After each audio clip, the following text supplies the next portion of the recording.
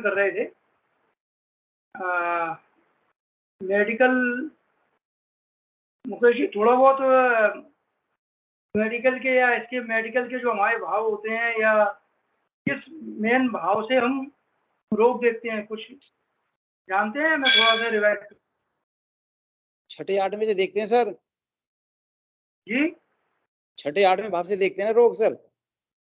हाँ, सबसे पहले छठा भाव मेन होता है, छठा भाव। जी आठवां सर। भाव तो मृत्यु भाव है। और वैसे षष्टेश को देखते हैं। सबसे अगर हमको सबसे पहले अगर कोई बीमारी देखना है तो हमको षष्टेश को देखना चाहिए। जी सबसे सर। पहले कुंडली में तो हमको लग्न को देखना चाहिए, क्योंकि लग्न ही शरीर है।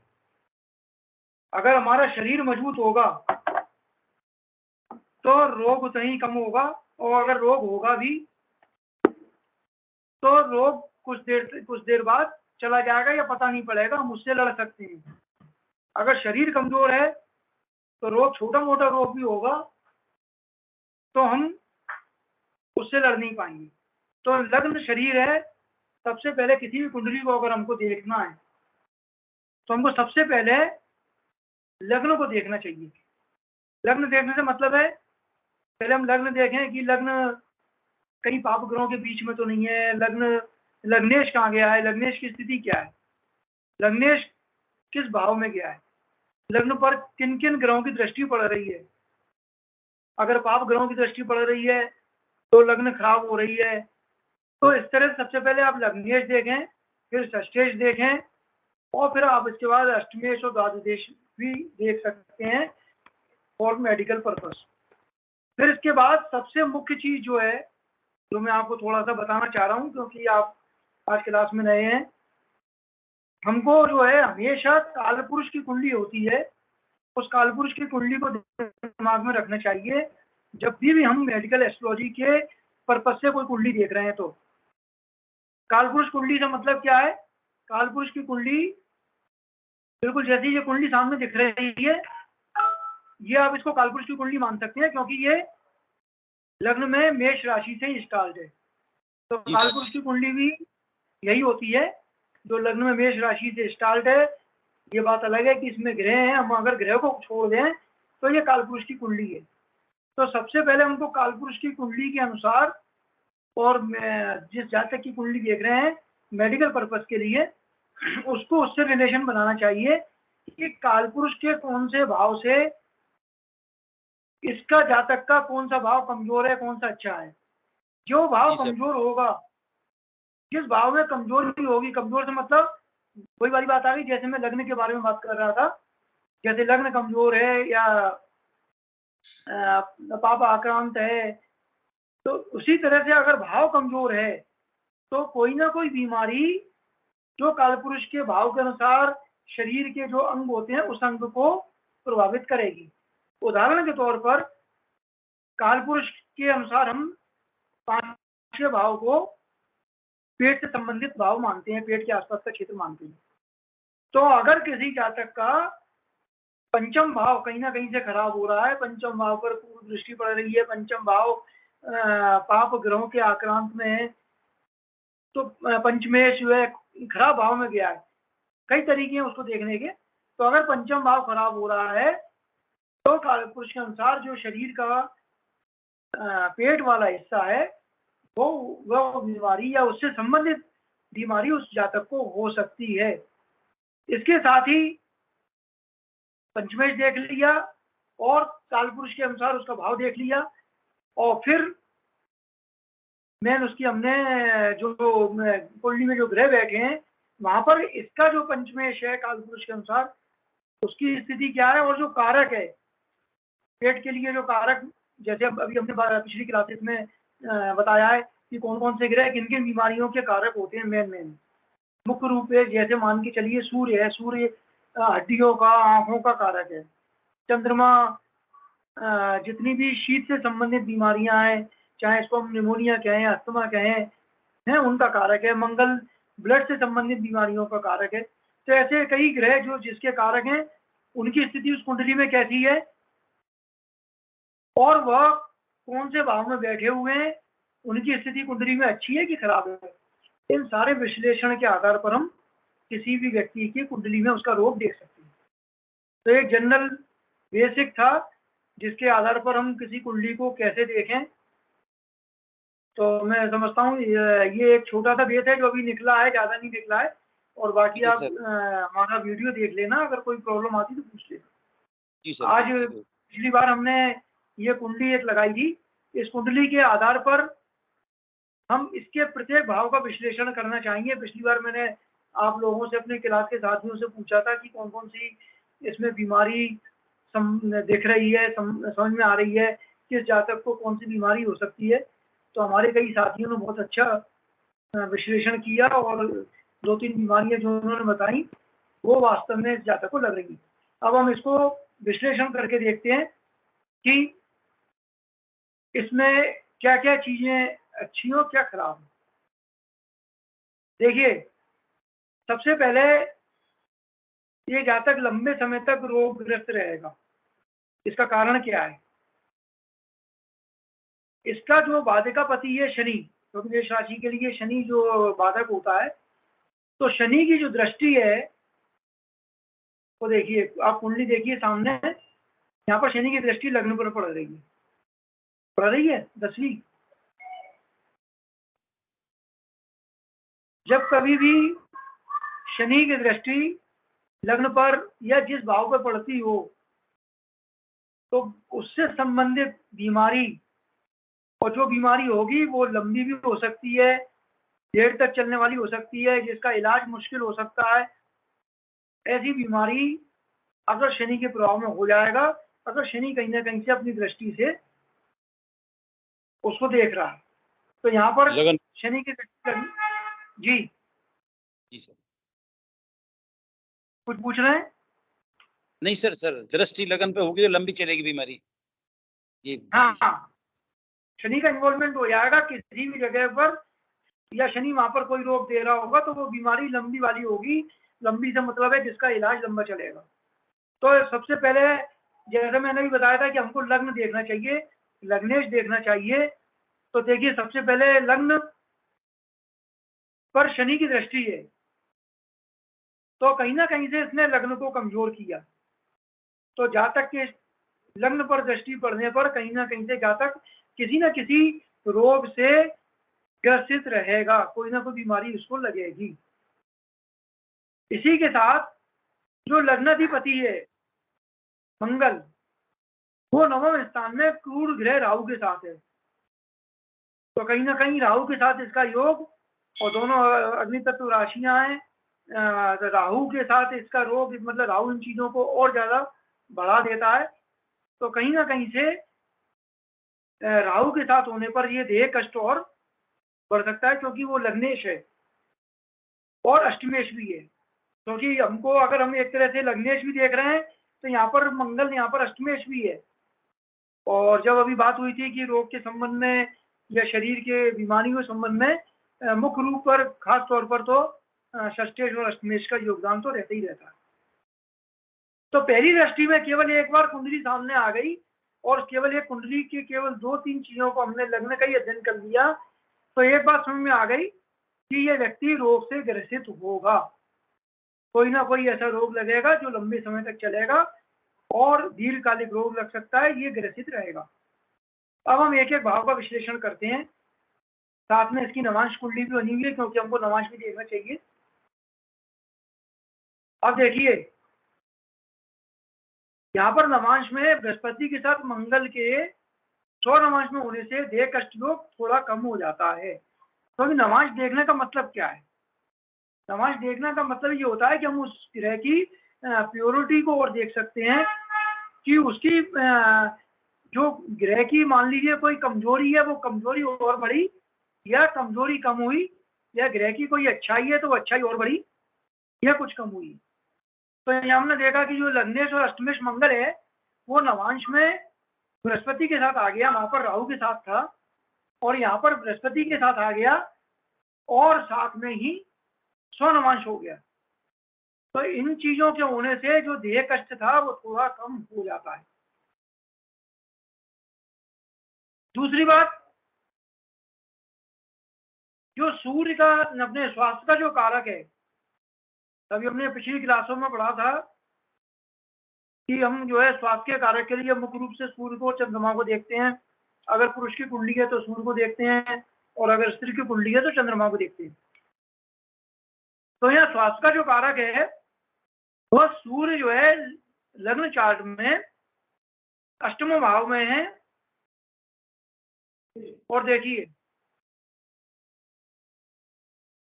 ये सूर्य यहाँ पर अष्टम भाव में बैठा हुआ है, और इसके साथ ही एक चीज और दिख रही है इसमें, राशि लग्न से देखने पर शनि के साथ षष्ठांश में है,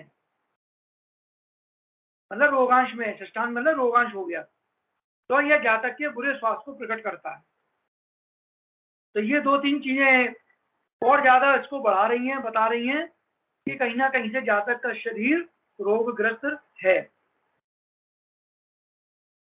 यद्यपि लग्न जो है बृहस्पति और शुक्र दो शुभ ग्रहों से ग्रस्त है। अब ये पॉजिटिव चीज आ गई, क्योंकि अगर ऐसा नहीं है कि हम किसी की अगर देखें तो उसकी केवल नेगेटिव चीज देखें। पॉजिटिव चीज है, बृहस्पति की दृष्टि जहाँ पड़ेगी अमृत देती है, और अगर कहीं ना कहीं लग्न पर पड़ रही है तो वो जो शरीर में उसकी लग्न कमजोर हो रही थी उसको थोड़ा सा पावरफुल करेगी, और जो रोग का जो रोग की जो बढ़ने की जितनी भी वृद्धि है उसको थोड़ा कम करेगी। केंद्र में शुभ ग्रहों का होना उत्तम है, पर लग्न पर शनि की दृष्टि ठीक नहीं है, क्योंकि शनि एकादशेष तथा लंबी बीमारी का कारक है। चंद्रमा नीच राशि अथवा अमावस्या का है। अब देखिए चंद्रमा की स्थिति देखी, चंद्रमा यहाँ पर कहाँ बैठा हुआ है, ये बैठा नीच राशि में अष्टम भाव में बैठा हुआ है, और अमावस्या से ग्रसित है। क्यों? क्योंकि यहाँ पर ये सूर्य के साथ, तो चंद्रमा बिल्कुल निर्बल हो गया, तो चंद्रमा जी यहाँ बिल्कुल कमजोर है। लग्नेश मंगल पापग्रस्त है, नवांश लग्न में लग्नेश बुध चंद्रमा सूर्य दूषित है, और जातक की शुक्र दशा मारक हो सकती है, जिसे उससे स्वास्थ्य संबंधी समस्याएं हो सकती है। देखिए जब कभी भी हम किसी की कुंडली मेडिकल पर्पज से देखें, तब एक बात आप जरूर ध्यान रखें, उस समय उसकी दशांतर दशा जरूर देखें। दशांतर दशा में आप उसके द्वितीयेश, सप्तमेश, अष्टमेश और द्वादशेश, इनकी जरूर कहीं ना कहीं ग्रहों की दशांतर दशा देखें, क्या वो इसमें आ रहे हैं। अगर कहीं ना कहीं द्वितीय, सप्तमेश, अष्टमेश, द्वादशेश आ रहे हैं, अगर द्वितीयेश आ रहा है तो आप जानते हैं प्रबल मारक होता है, सप्तमेश और अष्टमेश भी मारक होते हैं, और अगर द्वादशेश आ रहा है तो कहीं ना कहीं से जातक का संबंध अस्पताल से और उससे अस्पताल में भर्ती होने से बन सकता है, क्योंकि 12वां भाव अस्पताल का कारक है। तो जब कभी भी कुंडली देख रहे हैं हम किसी की, एक तो उसकी दशा तो है, मतलब दशांतर दशा, और खासतौर पर व्यक्ति कौन है, व्यक्ति की जो स्थिति है, कौन बच्चा है, वृद्ध है, युवा है, क्या है, क्योंकि ये सारी चीजें अगर हमको मालूम है तब हम उसके बारे में और अच्छा विश्लेषण कर सकते हैं, है ना। मान के चलिए ये किसी वृद्ध की कुंडली है और उसकी कुंडली में सप्तमेश की दशा आ रही है, और स्थिति उस समय हम कुंडली देख रहे हैं, उसकी चिंता कर रहे हैं, उसके रोग से संबंधित थी, तो कहीं ना कहीं से स्थिति और ज्यादा खराब हो सकती है, क्योंकि उसकी आयु के अनुसार, उसकी वर्तमान परिस्थिति और आयु के अनुसार, और उसकी कहीं ना कहीं से सप्तमेश या अष्टमेश की मारक दशा के अनुसार उस स्थिति को बिगड़ना कह सकते हैं। तो इसलिए इन चीजों का जरूर ध्यान रखें जब कभी हम मेडिकल कुंडली देख रहे हैं, अंतर दशा जरूर देखें किसकी चल रही है। जैसा इसके बुक में बताया है कि उन्होंने उस समय देखा कि इस समय जातक की शुक्र दशा जो कि सप्तमेश दशा मारक हो सकती है। और देखिए, जब भी द्वितीय सप्तमेश या अष्टमेश की दशा होगी तो ऐसा नहीं है कि ये दशाएं हमेशा जब कोई व्रत हो जाता तभी आती है, दशा कह के थोड़ी आती है। दशा तो जो हम भोग के आए हैं बची हुई है वो तो भोगना ही होगा। तो ये दशा अगर हमारी युवा काल में या बाल काल में अगर ऐसी परिस्थिति में आती है तो जो बीमारी हो रही है उसमें कष्ट बढ़ जाएगा। अगर कोई बीमारी स्टार्ट नहीं हुई है तो बीमारी स्टार्ट हो जाएगी, तो उन बीमारियों में या तो बढ़ोतरी हो जाएगी या कोई नई बीमारी स्टार्ट हो जाएगी। और अगर आयु किसी ऐसी स्टेज पर है, वृद्ध स्टेज पर है ज़्यादा, तो वो कहीं ना कहीं से चिंताजनक वाली बात हो सकती है। वो हमें नहीं बताना है किसी को, कभी भी किसी की बुरी चीज़ों को बताना, और हमारे शास्त्रों में बिल्कुल वर्जित है। मतलब हम किसी को ये नहीं कह सकते कि आपका ये ऐसा समय आ गया और आप जाने वाले हैं, ये कुछ नहीं, ये बताने का तो आपको अधिकार ही नहीं है। हाँ, ये बात है कि हम केवल आने वाले थोड़े से जो कष्ट हैं उनके बारे में संकेत जरूर दे सकते हैं। वो संकेत देने के तो कई तरीके हैं। अब हम आते हैं प्रथम भाव का विश्लेषण, एनालिसिस ऑफ द फर्स्ट भाव। जी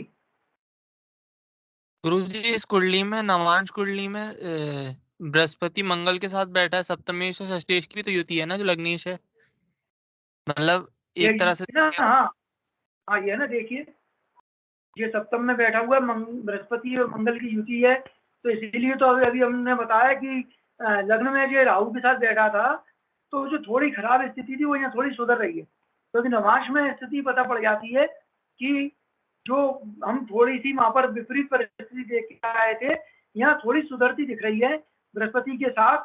और बृहस्पति के साथ और चूंकि सौ नवांश में मंगल, तो वहाँ जो लग्न का ध्येय कष्ट था उसमें थोड़ी कमी आ जाएगी। पर सर बृहस्पति षष्ठेश है ना, सिक्स्थ लॉर्ड है ना बृहस्पति, तो कष्ट में कमी कैसे? नवांश में सिक्स्थ लॉर्ड है ना बृहस्पति। बृहस्पति षष्ठेश कहाँ है?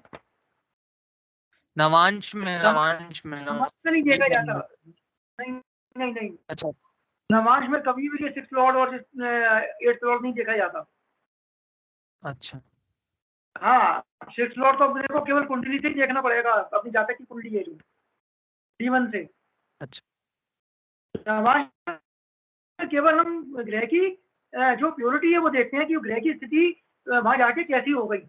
यहाँ पर नीच का था, वहां उच्च का हो गया नवांश में, तो वो अच्छा फल करेगा, नीच का नहीं करेगा। तो ग्रह की केवल हम जो ताकत है, जो प्योरिटी है, वो देखते हैं नवांश में बस। हाँ, ये नहीं देखते कि है ना षष्ठेश कौन है। षष्ठेश तो केवल एक लग्न से ही देखा जाएगा। और सर जीवन से देखा बृहस्पति की दृष्टि अमृतमयी भी कही जाती है कि वो जिस, और इन पर कोई पाप प्रभाव भी नहीं है, तो कहीं ना कहीं वो स्ट्रांग भी हो गए ना। हाँ बिल्कुल, दृष्टि तो अमृत में ही कही जाएगी ना, वही तो बात हो रही है। बृहस्पति की दृष्टि पड़ रही है तो इसलिए ये कष्ट को कम करेगा।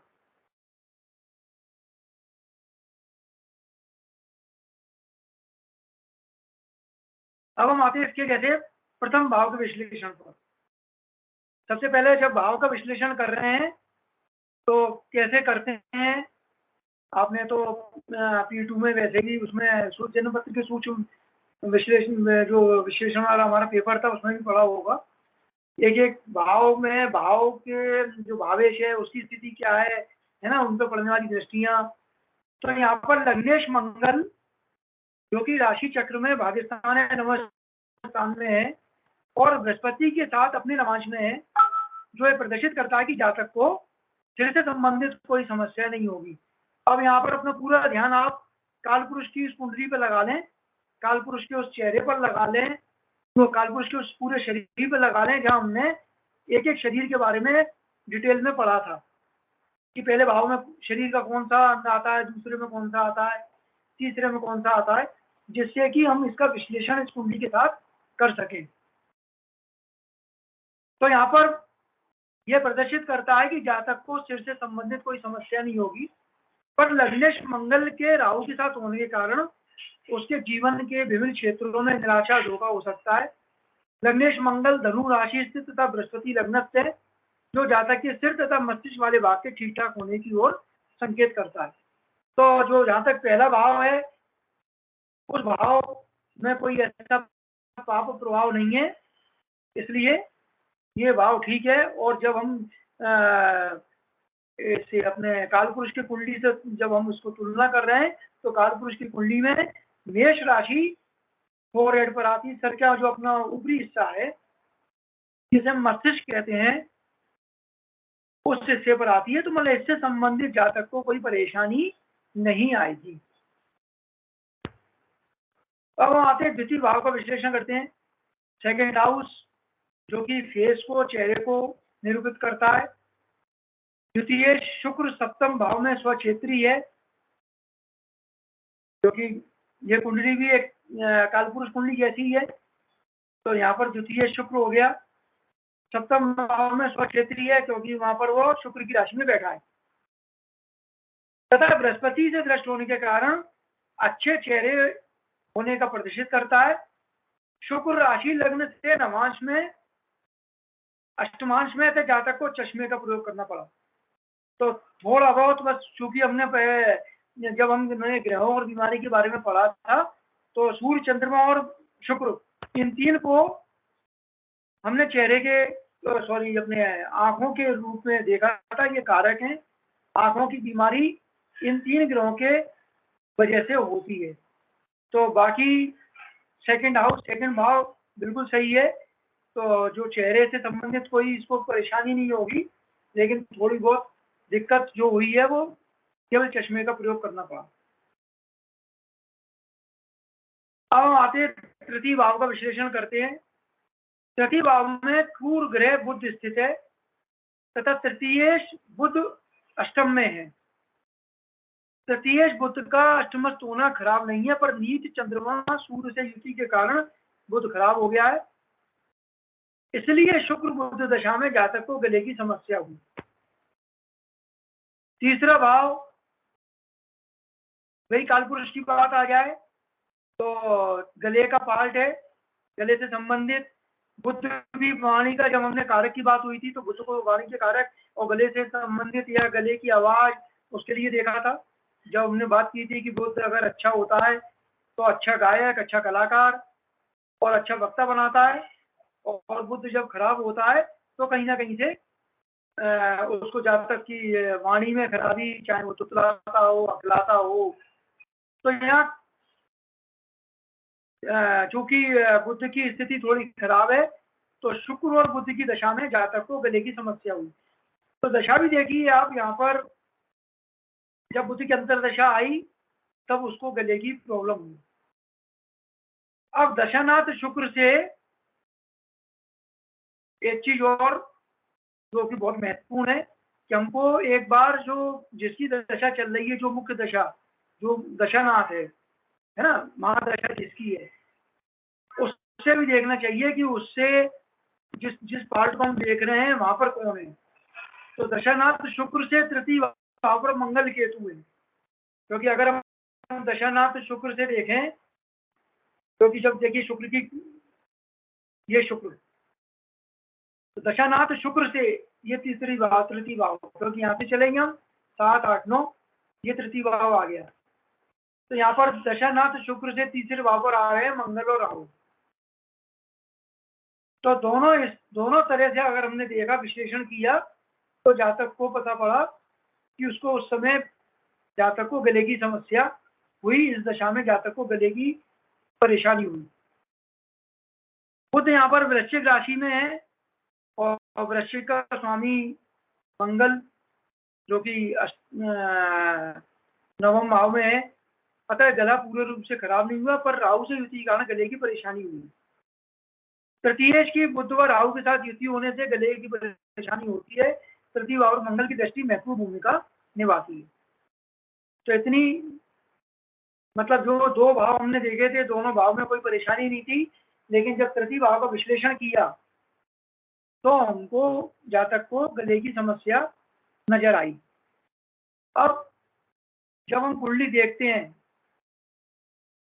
तो देखिए अगर किसी ने कोई ने बीमारी बता दी कि हमको या जिसकी कुंडली दिखा रहा है कोई, और उसने बता दिया कि इनको जो है गले की समस्या बहुत रहती है, बहुत हुई है, तब हमारा ध्यान कहाँ आएगा, हम कहीं ना कहीं से जो इसके कारक ग्रह है उसको देखेंगे, प्रतिभाव को देखेंगे, और उस समय दशांतर दशा देखेंगे। अगर हमें बीमारी मालूम है, कोई बता रहा है तो, और अगर हमें बीमारी नहीं मालूम तो देखिए एक कुंडली में तो 12 भाव होते हैं, 12 भाव में शरीर के पूरे अंग हैं। अब आप कहेंगे कि हम कैसे अंदाजा लगा लें कि इसको कौन सी बीमारी होगी। हो सकता है गले की प्रॉब्लम हो सकता है हार्ट की भी प्रॉब्लम हो सकता है डायबिटीज भी हो, क्योंकि ऐसा तो होता नहीं है कि अगर किसी को एक प्रॉब्लम हो गई तो दूसरी नहीं होगी। तो उसके लिए हमको क्या करना है, वहां पर फिर हमारे मेन चीज आती है, वो आती है दशांतर दशा। दशांतर दशा उस समय किसकी चल रही है, जिस व्यक्ति ने आपसे जिस समय बात की है, कुंडली दिखाई है, उस समय उसका गोचर किसका चल रहा है, गोचर में कौन ग्रह ज्यादा प्रभावित कर रहा है, दशांतर दशा किसकी चल रही है, उस ग्रह से आप पकड़िए कि वो ग्रह इस कुंडली में किस भाव का मालिक है, क्या वो भाव कमजोर हैं, क्या भाव ज्यादा पीड़ित हैं, या वो ग्रह की स्थिति क्या है, वो ग्रह किस बीमारी का कारक है।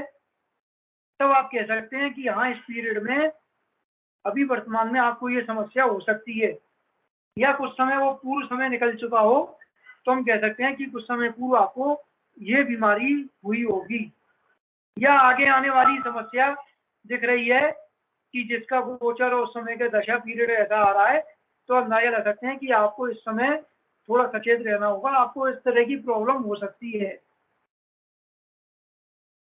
क्योंकि बीमारी तो ऐसा नहीं है कि अभी ये हुई तो 2 साल बाद कोई दूसरी हो जाए। तो 2 साल बाद जो दूसरी हो रही है वो कहीं ना कहीं किसी न किसी की दशांतर दशा खराब आने पर और भाव से पीड़ित होने पर होती है। तो मेरा कहने का तात्पर्य यह है कि अगर हमको कोई बीमारी बता रहा है और फिर उसके बारे में पूछ रहा है तो हम डायरेक्ट देख सकते हैं।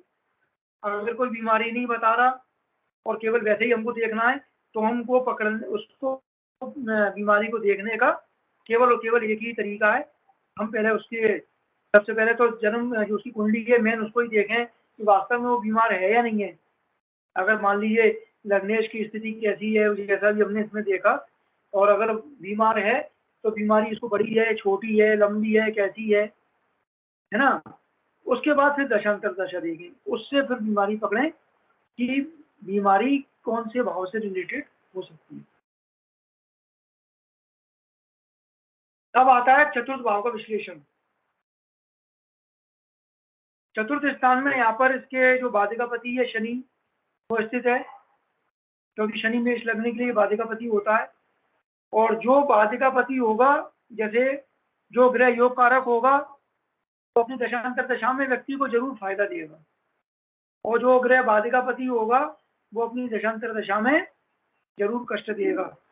ये बात अलग है कि उस ग्रह की स्थिति कुंडली में कैसी है।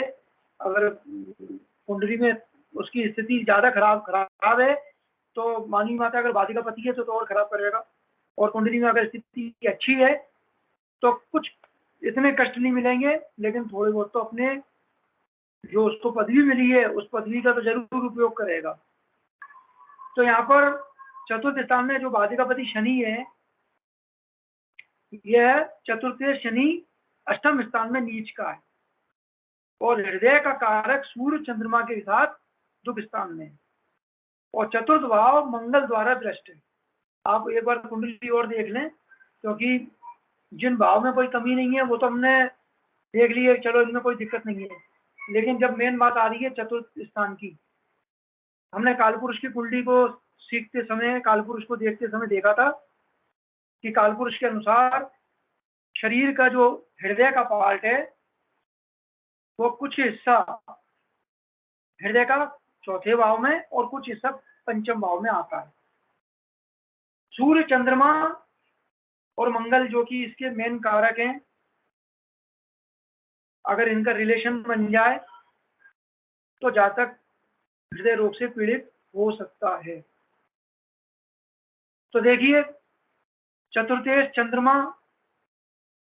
चंद्रमा की स्थिति बहुत खराब थी। अभी हमने पढ़ा था कि चंद्रमा जो है अमावस्या का है, बिल्कुल निर्बल है, अष्टम स्थान में है, मंगल के घर में है, वृश्चिक में, और सूर्य और चंद्रमा के सूर्य और बुध के साथ युक्त है। तो चंद्रमा की स्थिति खराब है। इसके साथ ही क्योंकि षष्ठेश के साथ भी है, और जो भाव का कारक अगर षष्ठेश अष्टमेश के साथ हो जाता है तो उस भाव से संबंधित बीमारी तो जरूर देता है। तो चतुर्थ भाव जो कि हृदय का भाव है, हृदय का कारक है, सूर्य जो कि हृदय का कारक है, वो अष्टम में मंगल के, उसमें मंगल की दृष्टि वहां पर, तो कहीं ना कहीं से जातक को हृदय रोग से प्रभावित कर रही है। हृदय रोग बिल्कुल संभव है। चलिए, कोई डाउट है किसी को, समझ में आ रहा है? मैं ऐसे ही बोलता जा रहा हूँ। आ रहा है सर, आ रहा है सर, बराबर। सर इस समय जो कुछ आपने बताया, आपने कहा कि दशानाथ से हमको उस भाव को भी, जैसे शुक्र है तो आपने बताया तीसरे भाव को भी देखना, तो ये सब क्या हमें गोचर में भी देखना होता है? नहीं जैसे गोचर में दशानाथ कहाँ बैठा है उससे नहीं देखना हमको? नहीं, गोचर में केवल ये देखते हैं कि इस समय जिसका गोचर चल रहा है वो किस भाव पर मतलब गुजर रहा है। गोचर का मतलब होता है अभी वाले जो जितने भी ग्रह हैं जो गोचर कर रहे हैं वो किन भाव को प्रभावित कर रहे हैं। मतलब दशानाथ मान के गोचर चलिए, ये नहीं देखना?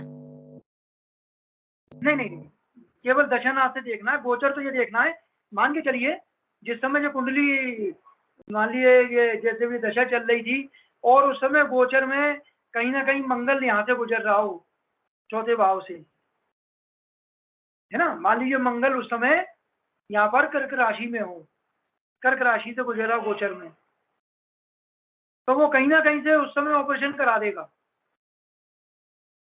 केतु गुजर रहा हो, गुरुजी मान लीजिए चतुर्थ भाव पीड़ित नहीं है और मंगल का गोचर है, हाँ, तो भी हार्ट प्रॉब्लम हो सकती है, कुछ माइनर इश्यूज हो सकते हैं ऐसा? नहीं, चतुर्थ भाव में पीड़ित नहीं है तो क्यों होगा?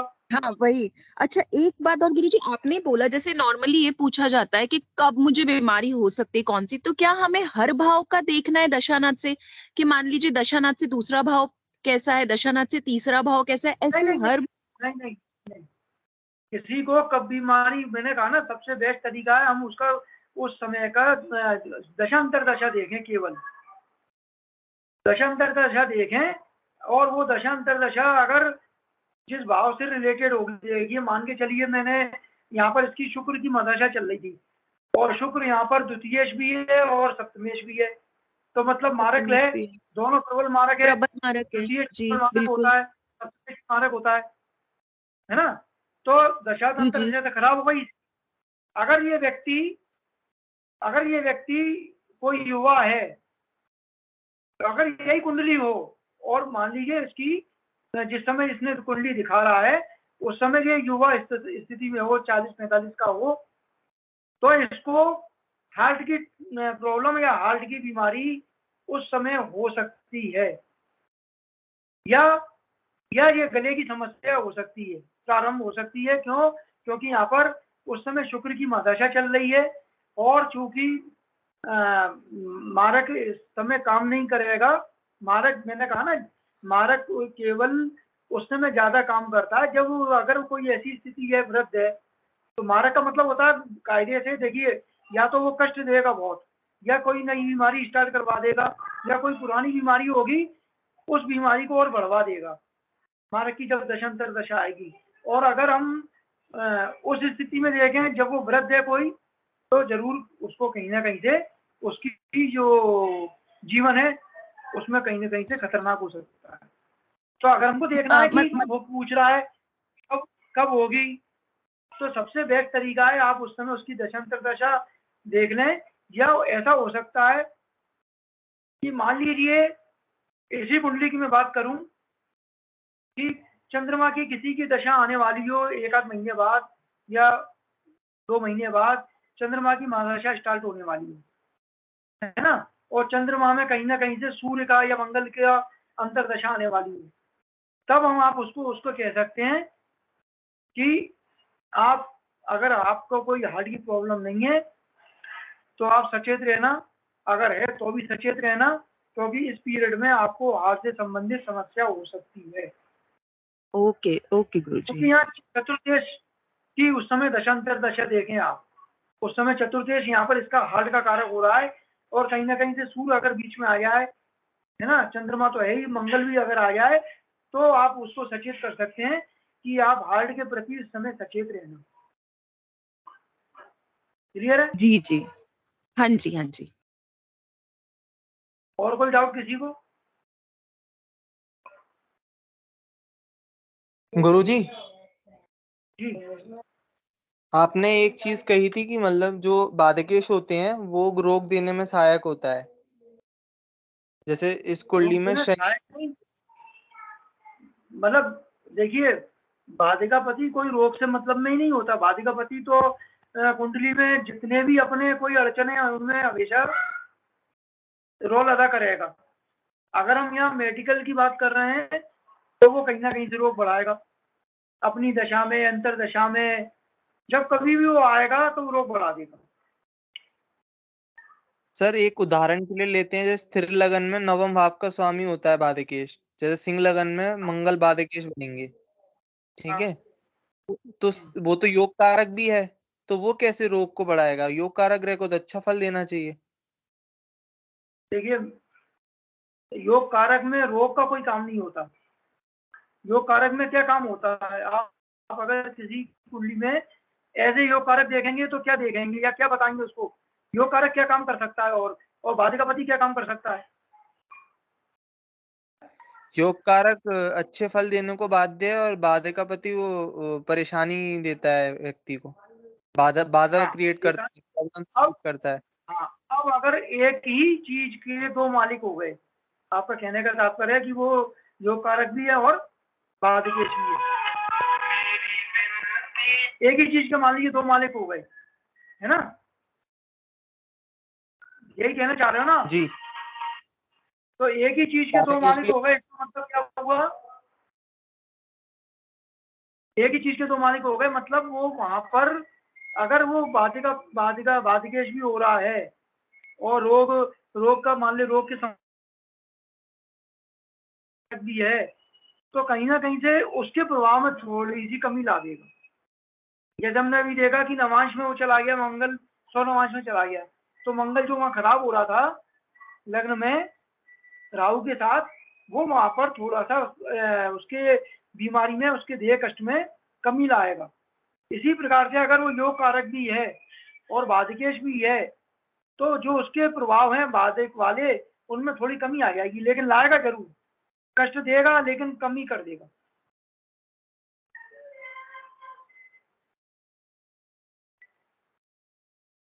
ठीक है?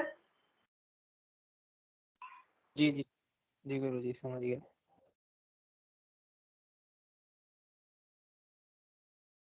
तो चतुर्थ भाव का जो हम विश्लेषण कर रहे थे, तो जब जैसा हमने भी देखा कि इसमें जो हृदय का कारक है सूर्य चंद्रमा के साथ जो कि दुख स्थान में, और चतुर्थ भाव मंगल द्वारा दृष्ट है। चतुर्थ चंद्रमा वृश्चिक राशि में, वृश्चिक का अधिपति मंगल राहु के साथ नवम में है। इस प्रकार नवम स्थान दूषित है, तो जातक को शुक्र और चंद्रमा की दशा में हार्ट अटैक हुआ और यह लंबे समय तक रोगग्रस्त रहा। तो देख लीजिए, मैंने जैसा भी बताया था, जब आप पूछ रहे थे कि है ना कैसे हम बताएं बीमारी कब होगी, तो देखिए शुक्र और चंद्रमा की दशा में इसको हार्ट अटैक हुआ, वहां पर उसको शुक्र बुध की दशा में गले की समस्या हुई, और यहाँ पर शुक्र चंद्र की दशा में हार्ट अटैक हुआ, क्योंकि यहाँ पर चतुर्थेश कौन है? चंद्रमा है। और लंबे समय तक ये हार्ट अटैक पड़ गया, उसके बाद इलाज चलता रहा। लंबे समय तक रोगग्रस्त का कारण यही था कि जो बाधिकापति शनि है, जो कि स्थायी और दीर्घकालिक रोग का कारक है, जो हृदय भाव है चतुर्थ स्थान में, और चतुर्थेश के नीचे सोने से षष्ठेश बुध और सूर्य की युति से स्थिति और जटिल हो गई, और लग्न पर भी दृष्टि पड़ रही थी, जो हमने अभी पहले देखा था। तो इन सारे कारणों से उसको, व्यक्ति को जो बीमारी हुई और लंबा दीर्घकालिक रोग मिला, और चूंकि चतुर्थ भाव ज्यादा पीड़ित था, तो चतुर्थ से संबंधित हृदय रोग जातक को हुआ। अब आती है पंचम भाव के विश्लेषण की पंचमेश सूर्य के साथ अष्टमस्थ होने से जातक को आंख संबंधी समस्या हुई और पंचम भाव पर बृहस्पति की दृष्टि होने से समस्या कम हो गई। तो यहाँ पर पंचमेश जो कि सूर्य है, क्योंकि सिंह वहां पर सिंह राशि है और सूर्य अष्टम में गया है, तो कहीं ना कहीं से उससे संबंधित समस्या जरूर देगा। पंचम भाव जो कि पेट, यहाँ पे हम पढ़ चुके हैं पहले, छोटी आंख, बड़ी आंख, ये सारे ऑर्गन्स वहां रहते हैं। तो पंचम भाव का वहां बिगड़ना, सूर्य का वहां अष्टम में जाना, थोड़ी बहुत आंख की संबंधी समस्या हुई, लेकिन बृहस्पति की दृष्टि से ये समस्या कम हो गई। छठे भाव का विश्लेषण, षष्ठेश बुध, जैसा हमने देखा अष्टम में है, तो छठे भाव तो अष्टम में जाने ही खराब हो गया और बीमारियां जितनी हैं, जो भाव खराब हैं वो बीमारी दे रहे हैं। और चूंकि षष्ठेश भी अष्टम में चला गया, तो पंचम के पेट के निचला भाग जो कि षष्ठ भाव है, तो पेट के जो निचले भाव से संबंधित समस्याएं वो भी जातक को हुई। अब इसके बाद सातवें भाव का विश्लेषण करते हैं। सप्तमेश शुक्र के अपने भाव में होने और बृहस्पति द्वारा दृष्ट होने से इस भाव से संबंधित कोई समस्या जातक को नहीं है। जैसे हमने अभी और भाव देखे थे जिनमें कोई समस्या नहीं थी, इसी प्रकार सातवां भाव यहाँ पर इसका बिल्कुल सही है। आठवें भाव का विश्लेषण, रोगाधिपति बुध के अष्टम में होने का जातक को बवासीर भी हुई। देखिए अष्टम भाव, अगर कालपुरुष की कुंडली की बात करें तो कालपुरुष की कुंडली में जब हमने देखा था कि अगर सप्तम भाव से जो जननांग के जो पार्ट ऑर्गन्स हैं उनमें समस्या देखी जाती हैं, और अगर पाइल्स वगैरह देखना है तो हमको अष्टम भाव देखना पड़ता है। तो यहाँ पर बुध के अष्टम होने से जातक को पाइल्स हुई, क्योंकि अष्टम भाव गुप्त और अंगों और गुदा का है। इसके अतिरिक्त अष्टमेश मंगल राहु के साथ होते हैं, जो उत्सर्जन अंगों का प्रतिनिधित्व करता है। लेकिन यहाँ पर भी बृहस्पति की दृष्टि के कारण कोई ऐसी ज्यादा समस्या नहीं हुई और बीमारी का निदान भी हुआ और उसको वो सह सका। नवे भाव का विश्लेषण, बृहस्पति के अपने भाव पर दृष्टि होने के कारण जंगा संबंधी समस्या नहीं हुई, क्योंकि नवे भाव में जब हमने कालपुरुष को पढ़ा था तो नवा भाव कालपुरुष का जंगा का पार्ट और जंगा के आसपास का क्षेत्र था। दसवें भाव में शनि की अपने भाव पर दृष्टि होने के कारण जांग में कोई समस्या नहीं हुई, षष्ठांश में होने के कारण दसवें भाव के परिणाम सामान्य रहे। 11वें भाव में शनि पर मंगल की दृष्टि के कारण पैरों में थोड़ी बहुत चोट आई। 12वें भाव का विश्लेषण, 12 भाव जो कि पैरों का प्रतिनिधित्व करता है, पंजों का, क्योंकि पिडली जो आती है 11वें भाव में, और पिडली के नीचे का पार्ट, पंजे वाला पार्ट हमारा 12वें भाव में आता है। 12वां भाव द्वादशेश दोष रहित है, पर 12वां भाव अस्पताल का भी कारक है। द्वादशेश लग्न में स्थित है तथा द्वितीय व सप्तमेश से दृष्ट होने से शुक्र दशा में जातक अस्पताल में भर्ती कराया गया, क्योंकि शुक्र जो है द्वादशेश को देख रहा है। जैसा भी मैंने आपको बताया था कि आपको उस समय द्वादशेश को भी देखना चाहिए, और द्वादशेश के आधार पर हम जातक के इस समय के हॉस्पिटलाइजेशन वगैरह आदि को देखते हैं। तो लग्न के दोषयुक्त होने से निर्बल चंद्रमा, केतु पर मंगल की दृष्टि, पैरों के अधिपति पर मंगल की दृष्टि से दुर्घटना का योग होता है, और कूलों और कंधों पर चोट भी लगना चाहिए। तो इस तरह से भाव के अनुसार हमने जातक की कुछ बीमारियां देखी। कुछ ऐसी बीमारियां भी होती हैं जो पूरे शरीर को प्रभावित करती हैं, जैसे डायबिटीज है, ब्लड कैंसर है। इस जातक को मधुमेह भी हो चुकी, क्योंकि जन्म लग्न में मीठा ग्रह बृहस्पति है और दूसरे मीठे ग्रह शुक्र से दृष्ट है। जैसा हमने जब बात की थी बीमारियों के बारे में, तो बृहस्पति और शुक्र को हमने मधुमेह के बीमारी के तौर पर देखा था, ये कारक है इनके। तो इस कारण इस जातक को डायबिटीज हुई। जातक को सूर्य दशा में मधुमेह हुआ, और सूर्य में दशा में मधुमेह होने का कारण क्या था कि मीठा ग्रह जो बृहस्पति जो कि लग्नस्थ है और जो सूर्य से छठा है, क्योंकि जो ग्रह जिससे छठा आठवां होगा वो भी अपनी दशांतर दशा में कहीं ना कहीं रोग या जातक को उससे संबंधित बीमारी दे देगा। तो ये पूरा एक 12 भाव का विश्लेषण था जिसके आधार पर हम कम से कम ये सीख सकें कि किस तरह से मेडिकल के टर्म पर हम कुंडली को देखना चाहिए, प्रत्येक भाव का कैसे विश्लेषण करना चाहिए, बीमारी को कैसे देखना चाहिए, अंतरदशा दशा का कैसे उपयोग करना चाहिए।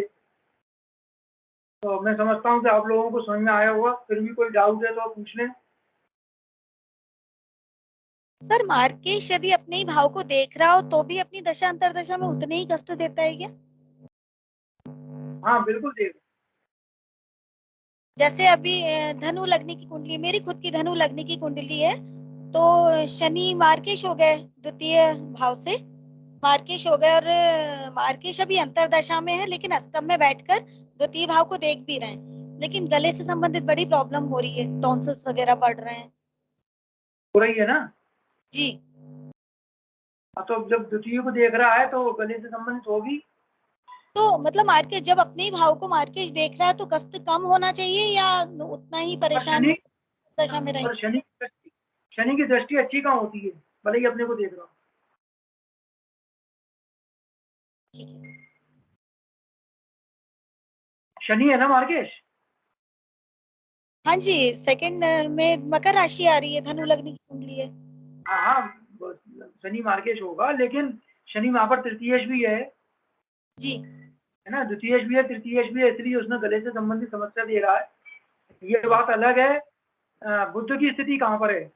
बुध अभी अंतरदशा दशा में आया है क्या? नहीं है, जरूर आया। में नहीं है, लेकिन एकादश भाव में बैठा हुआ है बुध। बुध बैठा है। जी।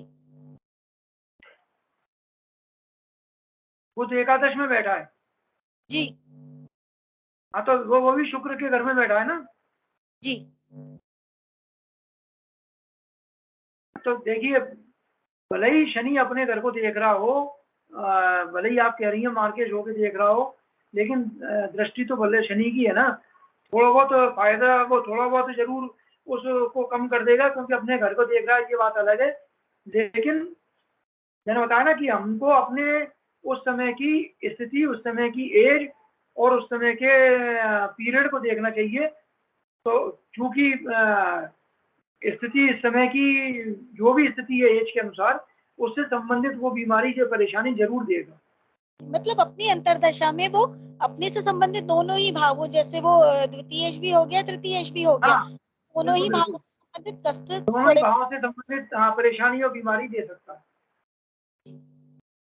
थैंक यू सर अगर मतलब भाव लेकिन ज्यादा पीड़ित नहीं है तो वो छोटे में टल जाएगी ना प्रॉब्लम, अगर भाव बहुत हाँ पीड़ित हो, है ना, हाँ, बिल्कुल लॉन्ग बिल्कुल, डिजीज जैसे नहीं रहेगा। हाँ बिल्कुल, जैसे अभी कुंडली में हमने उदाहरण देखा कि जी जी। उस व्यक्ति को गले की समस्या हुई लेकिन ठीक ठाक हो गई, क्योंकि वो वहां पर उसका द्वितीय भाव इतना पीड़ित नहीं है, लेकिन उसका चतुर्थ भाव ज्यादा पीड़ित है।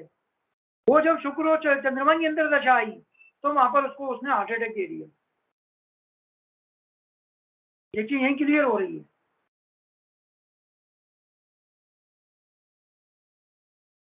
जो भाव जितना ज्यादा पीड़ित होगा वो उससे जी। संबंधित बीमारी को बढ़ा देगा। अगर भाव ज्यादा पीड़ित है तो बीमारी और बढ़ जाएगी, अगर भाव कम पीड़ित है तो छोटी मोटी देखिए बीमारी तो सबको होती है, कोई ना कोई बीमारी होती होती है। ऐसा नहीं है कि सर आज के समय में। मार्केश पर अगर बृहस्पति की दृष्टि है तो मार्केश अपने प्रभाव को थोड़ा कम तो करेगा ही। हाँ बिल्कुल करेगा ना, मेरे मार्केश पर है बृहस्पति की दृष्टि, इसलिए बिल्कुल बिल्कुल करेगा। मतलब उसका उसका प्रभाव ये होगा कि आपको समस्या हुई और पता पड़ा कोई ऐसा व्यक्ति मिल गया, उसने कहा अरे आप तो काय को परेशान हो गए, वो एक छोटा सा वो है, ये वाली दवाई आती है या ये वाला जड़ी आती है, आप ले लेना, आपको आराम पड़ जाएगा।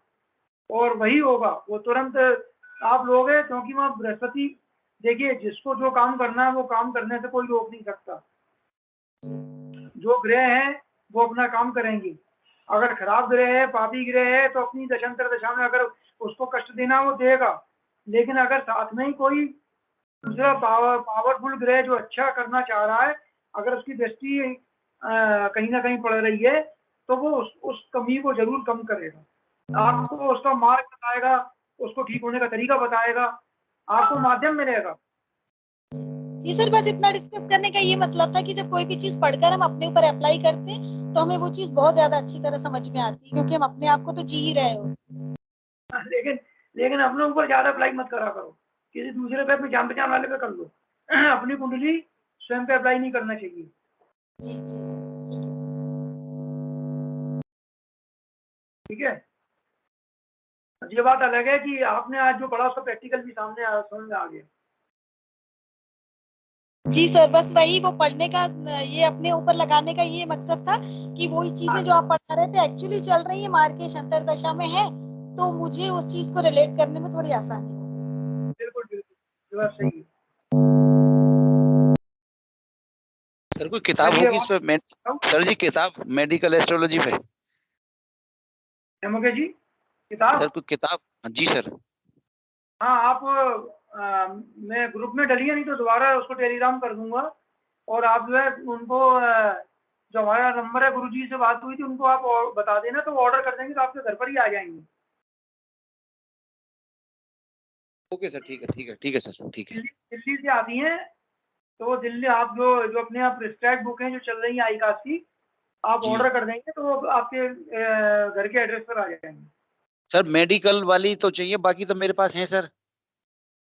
अच्छा, बाकी है आपके पास? अब बाकी तो सब जातक पारिजात वगैरह, फलदीप का इत्यादि वगैरह सारी किताब मैंने खरीदी हुई है सर। चलिए, फिर अच्छी बात है। जी मेडिकल की सर, मैं आपको बता दूंगा कौन सी खरीदना है, वो आप कर लीजिए। ठीक है सर, ओके, ठीक है ठीक है ठीक है। ठीक है, चलिए, सर्वे बंतु करते हैं, आज की क्लास में विराम देते हैं। सर्वे भवन्तु सुखिनः, सर्वे सन्तु निरामयाः, सर्वे भद्राणि पश्यन्तु, मा कश्चित् दुःखभाग् भवेत्। ओम शांति शांति शांति। जय गणपति संगीत। जय गणपति की गुरुजी। जय गणेश जी महाराज।